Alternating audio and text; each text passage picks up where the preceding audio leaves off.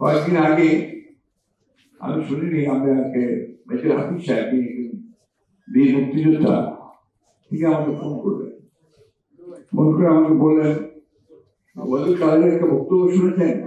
বক্তব্য তিনি বলেছেন জিয়াউর রহমান নাকি বাকশালে যোগ দিয়েছিলেন।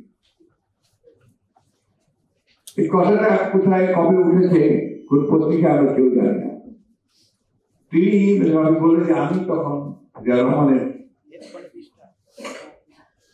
স্টাফ প্রধান ছিলাম, তার সঙ্গে উনি কাজ করতেন। তিনি বললেন যে যখন এই ফর্মটা বাকশাল করেন সবাইকে ফর্ম দেওয়া হচ্ছে, সব সরকারি কর্মকর্তাকে বাধ্যতামূলক ভাবে বাকশালে যোগ দিতে হবে, তখন সেনাবাহিনীর উপপ্রধান জিয়াউর রহমান তার কাছে সেই ফর্ম এসেছিল। জিয়াউর রহমান সাহেব বাংলা খুব ভালো আপনার বুঝতেন না, জটিল শব্দ হতো। উনি হাফিজ সাহেবকে এসে ওই কালো ভাই বলছে হাফিজ সাহেব কি আছে, হাফিজ সাহেব আপনাকে বললেন যে বাকশালে যোগ দিতে হবে।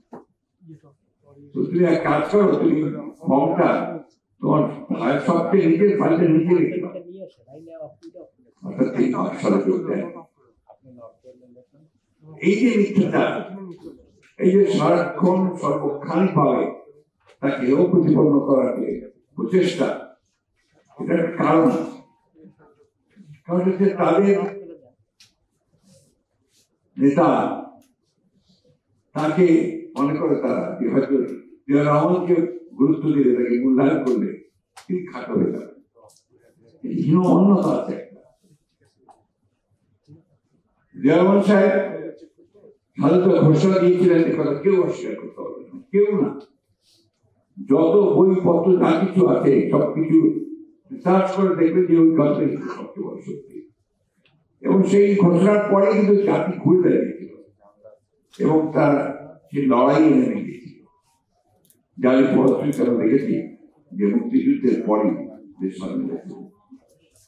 আমি কথাটা এই জন্যই শুনলাম যে আজকে এই কথাটা বলা আমার প্রয়োজন ছিল যে বাকশালে যোগ দেওয়া।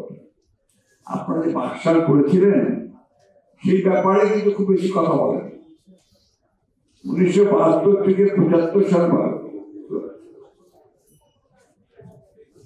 বাকশাল ঘোষণা করার আগে পর্যন্ত এই দেশের অবস্থা আপনারা কোথায় নিয়ে গিয়েছিলেন, এটা তৎকালীন পত্রপত্রিকায় চোখ বলে আপনারা পাবেন।